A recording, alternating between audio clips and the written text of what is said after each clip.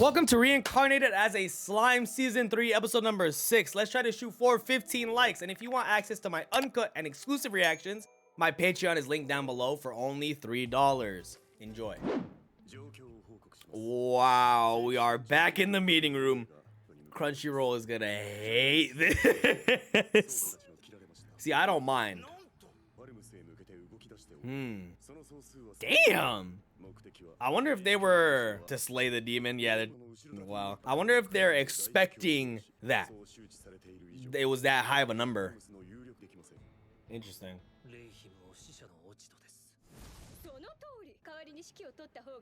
Please don't. On God, what's your plan? Yo! See, this is exactly why you cannot be given the option to lead.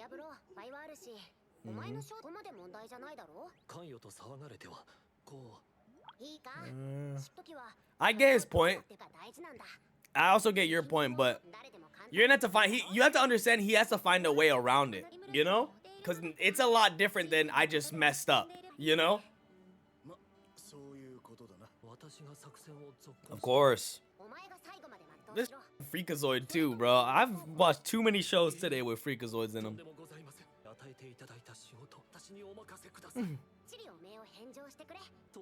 I hate the gap in his pants, bro. Like, what? Oh, there's a cape behind him. The little yachty gif. Yeah, the homie that could use holy magic. His legs are way skinnier. Sorry, it's because the way they drew him, it made it seem like his pants were just and legs were just huge. BBL Diablo. That wasn't praise. Biggest glazers of all time. Oh, right.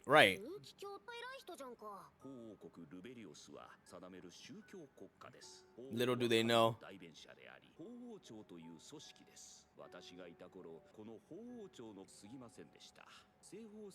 Interesting. So the Western Holy Church wasn't the founder of the nation.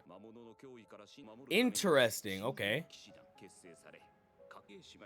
Wow, so that's like a more recent kind of development. Because we all know that Adalman is pretty old. Sorry. Oh, what? Like him? The orange-haired girl? Yeah, yep. On the right there. I'm so suspicious of them, bro. The way they were acting last episode, her and the white-haired dude.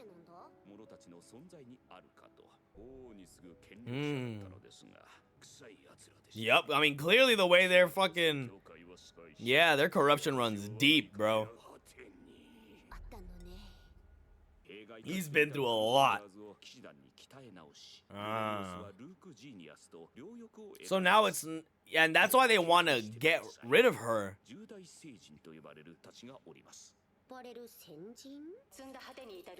Enlightened?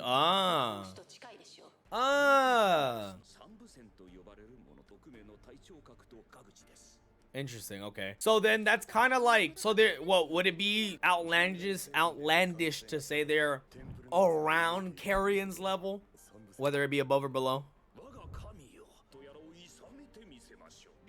No, we're not just gonna get rid of her religion and beliefs and fucking center of power. Horrible. Horrible. Yeah, let's just get rid of everything she likes and force her to believe in you. Agreed. That's a way to spin it to make him feel cool. I mean, having him on the battle, exactly, it'd just be issues.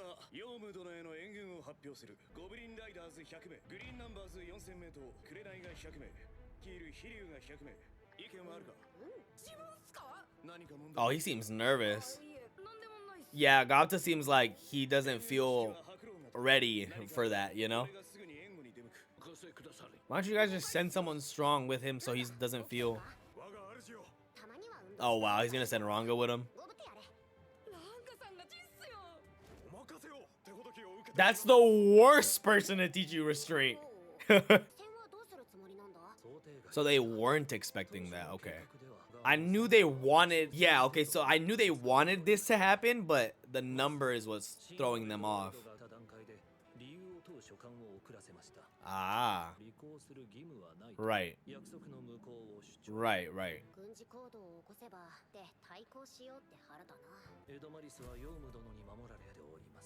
We need to send somebody stronger. Got it, okay. I have a feeling that it is. If you just have them there with Diablo lurking in the shadows in case someone really strong pulls up, I think we'd be okay.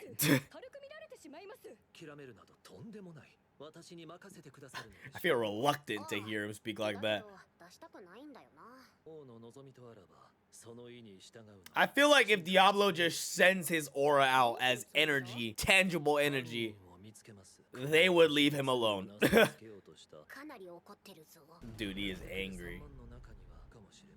You're gonna interrogate every single one gently? I mean, he is arguably... I don't know how strong the rest of them are, but Diablo really should be the third strongest in this whole nation, aside from Veldora and Rimuru. Yep. Bro mentioned this already, but like, dude, they're a well-oiled machine. They don't need you for this. Not a task as like trivial to them at least as this. All right, can we leave the caboose now? Dude, how much animation budget did they save with just panning shots of nobody moving? What? Wow, they departed anyways. Just a little stagnated so Hinata doesn't tell him to go away.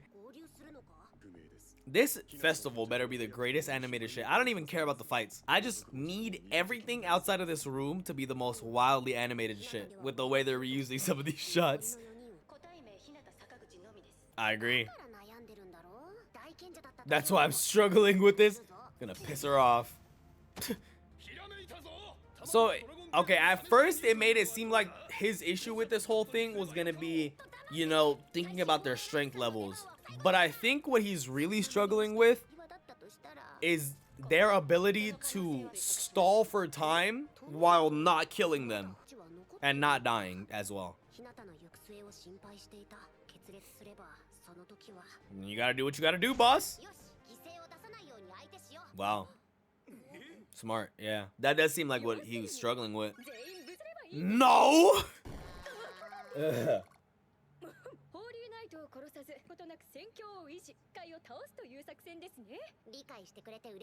Nice. This is gonna be our first good idea of all time. Wow. 2 ranks under? Interesting. How? Oh, so they'd be perfect for stalling for time? Ah, okay. That's gonna be wild. The Holy Knights are just gonna be fighting these goblins that they think are weak as hell, and then out of nowhere, these motherfuckers are gonna come in and just cook. Whoa. Her design is sick. They're gonna look to the left and just see Hinata getting cooked and be so confused.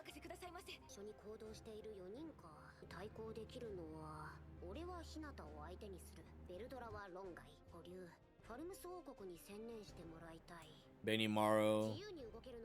You think that they can't? I have, maybe I'm overestimating our team, but I was under the assumption that they are really fucking strong and they can take on more than one by themselves. That's actually true. They might just have an enlightened one within the 100.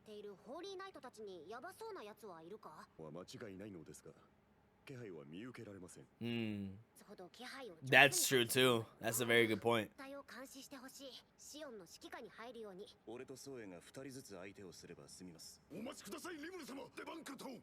Interesting. What? What? Have some faith in your people. Wow. Perfect help right here. Wow. Blunt.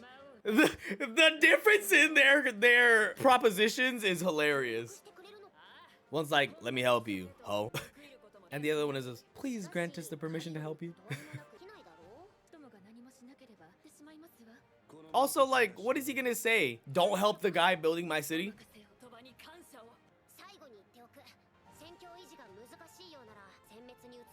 Dude, annihilating. Facts though. Super facts. Like, do your best not to kill nobody, but if you have to, decapitate them. Is this... What is this? I thought it was... Is this not... Oh, these are new characters. I thought this might be the kingdom family. She... Bro! I just said she was suspicious! Now the question is this a double operation? I guess though my suspicion in the white-haired guy was unfounded, but oh my god, yo, that's crazy. So these are the guys that's the merchant. Yeah, the silhouette of the dude that was the Eastern merchant. So these are the fucks pulling the strings behind everything. Mobilize the empire. The Eastern Empire, the big one. Maribel, and then yeah, he called him Granville, head of Rozos. So these motherfuckers' goals is to kill Demon Lord Rimuru, the Storm Dragon, and Hinata.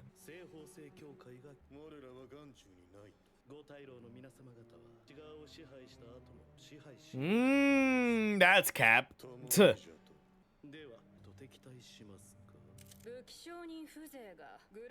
The blick? I was wondering if that was a gun on her waist last episode, but I didn't want to say none. The fact that she really do got just a 1911 chillin' is crazy work. I wonder if she's a reincarnated because of the whole gun thing. Wow. Yeah, I wonder if when he was crying to the Empire. I brought it up, but it seems more likely now. Yeah, good luck.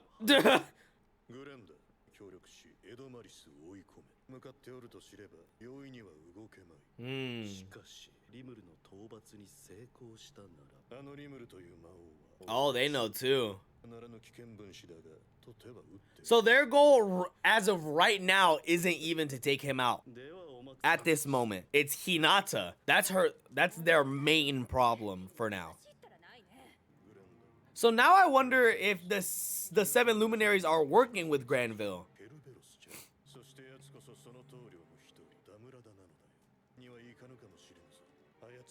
Also, they know that Diablo's not... They know he's probably a primordial then. Interesting. So they think they could take him on?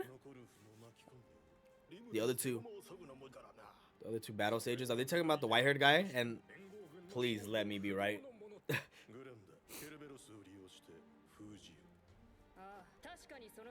So, yeah, is this a double cross?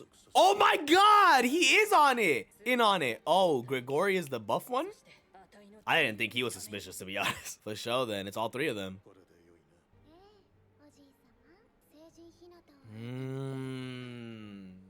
I wonder if Yuki knows about these people. Wow, and then you guys get to control him. Always some motherfucker scheming in the background until a slime pull up and shit on all your plans. Pretentious as hell. The world exists to serve us is crazy. Wow. Well, there you have it. That was season 3, episode number 6 of That Time I Got Reincarnated as a Slime. Incoming broken record talk again. The caboose is really starting to become an issue. Not for me, honestly. I don't care. In the time that the episode ended, I was checking the comments. Yo, people are pissed off. It's actually kind of crazy.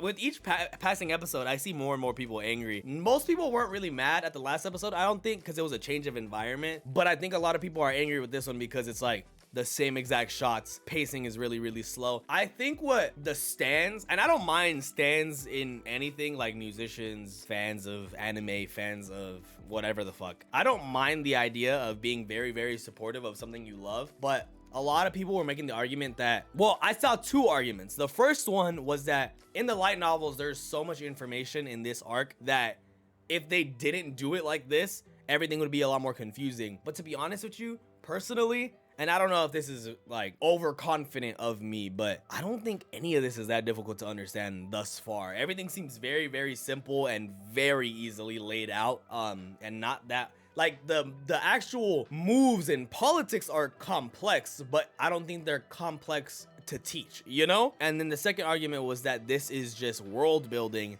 but I think there are a lot of shows that do world building, that can do world building without exposition dumps like this. You know, this feels like, you know, when you're reading a manga and then there's just a wall of text explaining everything rather than them trying to figure out a more simple way of explaining something. That's what this feels like, plus the bad pacing, I think. So I think that's why people are angry. I hate talking about this because I've been talking about it for every single episode for the past like 4 episodes now, because that's when people really started to make a fuss about it, and it just gets worse. The fuss, the crowd just gets louder with each passing episode. Just change the environments. That's all I'm asking. Like, I like the episode personally. I fucked with this, you know? It's just when you can only see so many shots of Rimuru sitting in that chair in that one room so often, you know? Like, fuck the action.